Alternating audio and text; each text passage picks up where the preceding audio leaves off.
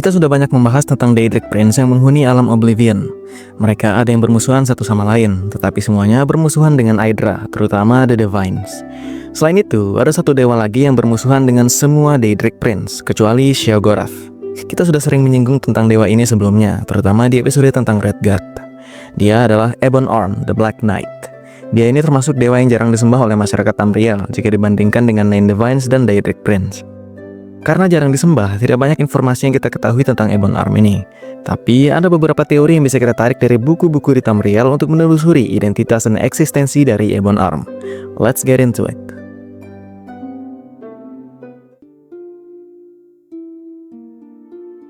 Kita refresh dulu memori kita tentang Ebon Arm yang beberapa kali sudah kita jelaskan sebelumnya. Raymond Ebon Arm dikenal juga dengan nama Ebon Arm the Black Knight. Dia adalah dewa perang atau God of War yang terutama disembah oleh para Redguard di Hammerfell.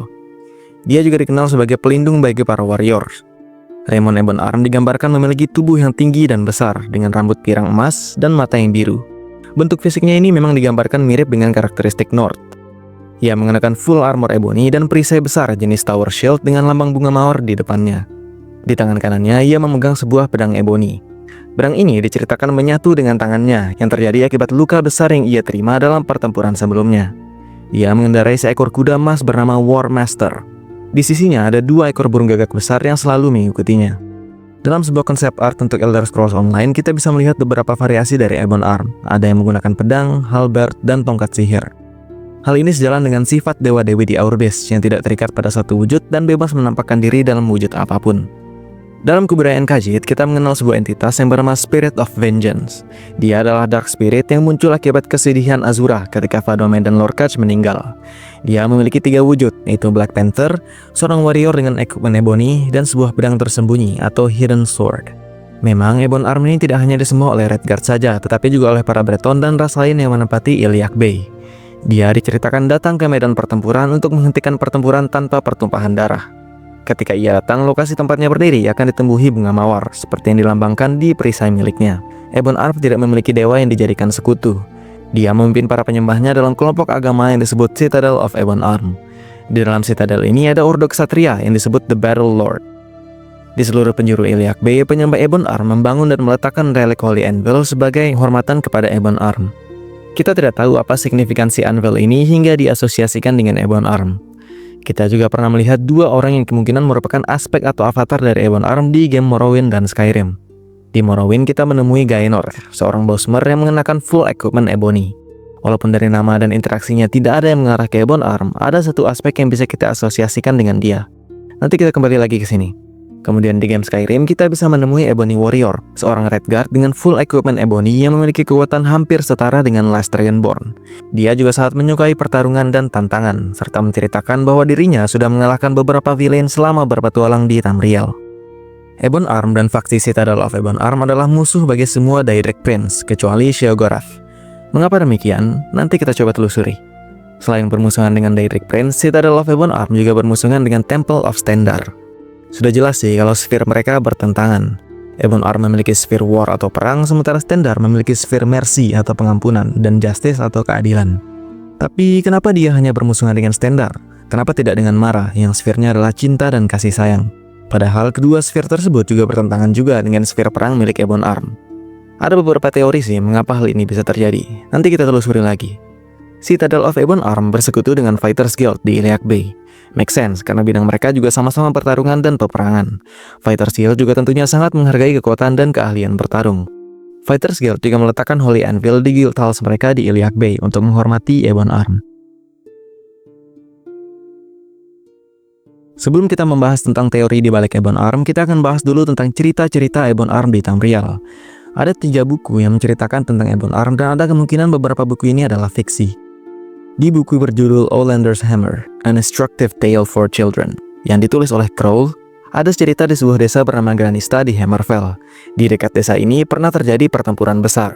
Raymond Ebon Arm datang ke pertempuran tersebut dan menghentikannya. Setelah Ebon Arm pergi, bunga mawar tumbuh di tempat ia berdiri dan sampai sekarang masih ada di situ sebagai situs penting bagi desa Granista. Sekarang kita bertanya, bagaimana cara Ebon Arm menghentikan pertempuran tanpa pertumpahan darah? Apakah melalui perintah dan intimidasi? Hal ini dijelaskan dalam buku berjudul The Ebon Arm yang ditulis oleh Witten Roll. Dalam buku ini diceritakan tentang suatu pertempuran yang sedang berlangsung. Di kejauhan terlihat petir menyambar. Kemudian dua gagak besar mulai mengitari medan pertempuran, diikuti kilauan cahaya dan suara gemuruh yang semakin intens. Medan pertempuran yang merah penuh darah mulai disinari oleh cahaya emas dari arah petir tadi. Kedua pihak yang sedang berperang itu melihat sosok Ebon Arm datang dengan menunggangi kuda War Master miliknya. Ketika tiba di pertempuran, Ebon Arm mengangkat tangan kanannya, kemudian petir menyambar dengan kencang, membuat medan pertempuran itu hening seketika. Pemimpin dari kedua kubu menghampiri Ebon Arm dan berlutut. Keduanya memohon kepada Ebon Arm untuk memihak kepada salah satu dari mereka. Keduanya secara bergiliran menjelaskan tentang alasan mereka berperang dan tujuan utama mereka. Ebon Arm mendengarkan mereka berdua, tapi tidak memihak kepada siapapun. Tapi saat itu kedua pemimpin mulai mendengarkan satu sama lain. Setelah mendengarkan cerita dari sisi lainnya, mereka sadar bahwa peperangan yang mereka lakukan ini sebenarnya sia-sia dan tidak perlu dilakukan. Mereka memutuskan untuk berdamai. Mereka mengubur tentara yang meninggal dan mengobati yang terluka, kemudian meninggalkan medan pertempuran. Setelah itu, Ebon Arm pergi dengan menunggangi kudanya, diiringi oleh petir yang menyambar. Di tengah perjalanan kembali, para tentara yakin bahwa Ebon Arm telah menjawab doa-doa mereka dan mengakhiri pertempuran tanpa harus melanjutkan pertumpahan darah. Kedua pihak tidak ada yang kalah. Di makam tempat mereka mengubur tentara mereka tumbuh mawar merah sebagai tanda intervensi dari Ebon Arm. Cerita berikutnya ada di seri buku berjudul King Edward, lebih tepatnya di volume ke-10. Dalam buku ini diceritakan tentang Sai, the God of Luck atau Dewa Keberuntungan. Kita pernah bahas di episode tentang Breton bahwa Sai ini dulunya adalah mortal yang memiliki bakat untuk membawa keberuntungan kepada orang di sekitarnya, tetapi tidak kepada dirinya sendiri. Ia menjadi tentara dan meninggal pada suatu pertempuran, walaupun pihaknya memenangkan pertempuran tersebut. Setelah meninggal, Sai dihampiri oleh Ebon Arm yang mengatakan bahwa Sai memiliki bakat yang luar biasa. Ebon Arm bisa memberikan Sai keabadian dan hidup sebagai dewa. Dengan catatan dia harus menyebarkan keberuntungan di Narn. Sai juga tidak boleh berdiam di satu wilayah terlalu lama dan harus pergi ke wilayah lain untuk menyebarkan keberuntungannya. Sai setuju dengan tawaran Ebon Arm dan menjadi dewa keberuntungan. Beberapa masa kemudian, Sai jatuh cinta kepada seorang mortal bernama Josea. Mereka berdua kemudian hidup bersama selama bertahun-tahun, membuat Sai meninggalkan tugasnya sebagai God of Luck. Pada suatu malam, Ebon Arm datang bersama beberapa dewa lainnya ke rumah Sai. Ebon Arm memerintahkan Sai untuk meninggalkan keluarganya dan memperbaiki kerusakan yang telah ia sebabkan karena ia melanggar perjanjiannya untuk tidak menetap di suatu tempat untuk terlalu lama. Sai membutuhkan waktu 150 tahun untuk memperbaiki kesalahannya ini.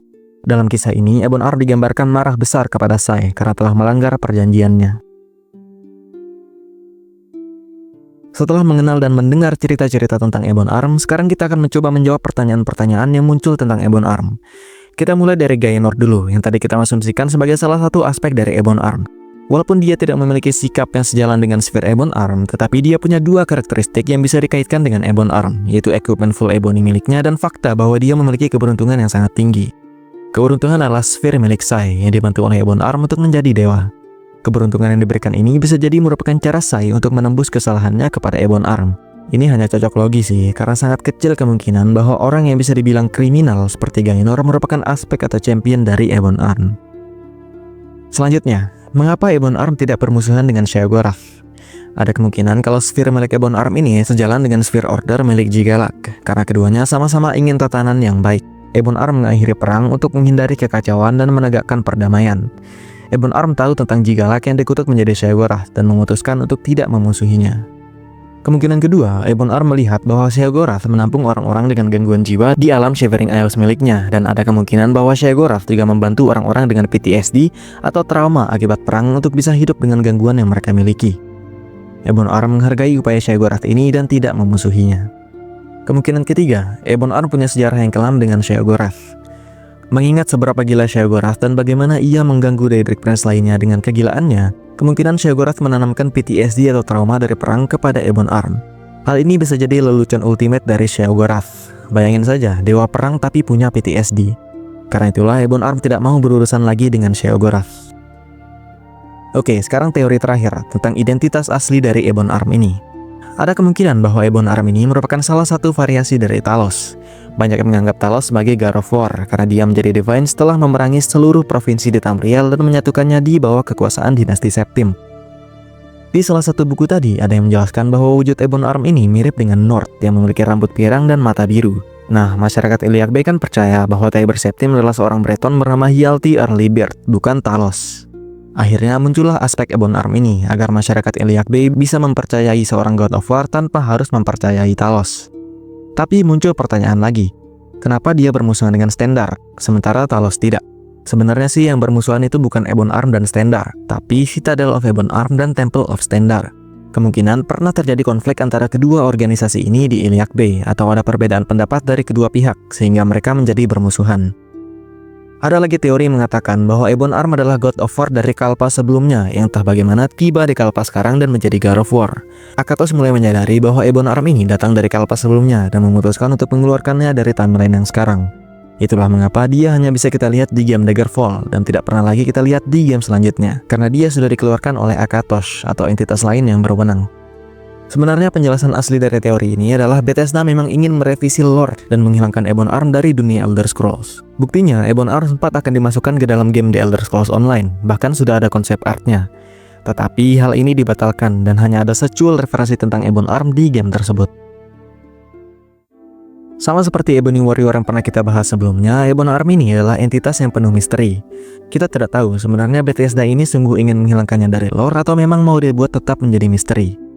Kita harus menunggu pernyataan ofisial dulu sepertinya. Tapi itulah Ebon Arm, dewa perang yang cinta damai dan kemungkinan punya PTSD. Walaupun sangat kuat, dia sebisa mungkin menghindari kekerasan. Sebuah sifat yang mulia, bukan?